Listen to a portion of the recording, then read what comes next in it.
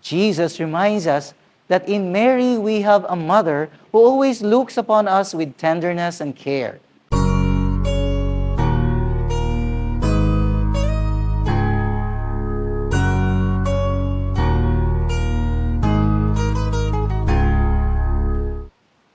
Good day.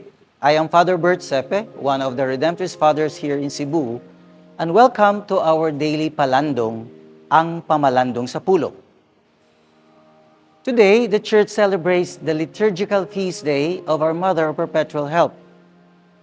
The particular Gospel reading for today's feast brings us back to the crucifixion scene where the Mother of the Lord, the other women, and the beloved disciple stood at the foot of the cross.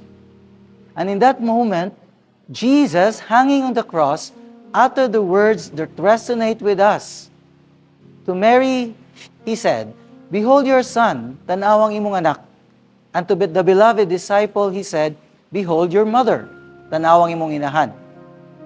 The word behold is not a simple instruction to look at, but rather a profound declaration.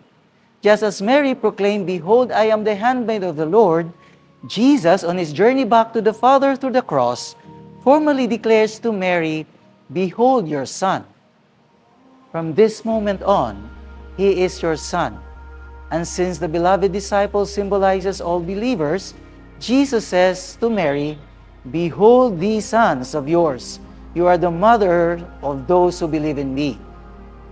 Then Jesus turned to his beloved disciple and said, "Behold your mother." These words were not solely for the beloved disciple, but for all those who believe in Jesus through him. He was saying, "Behold, look at your mother." And from that moment on, Mary became an integral part of the family of Jesus' disciple, a mother of all believers.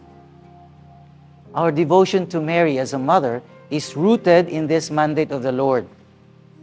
Jesus reminds us that in Mary we have a mother who always looks upon us with tenderness and care.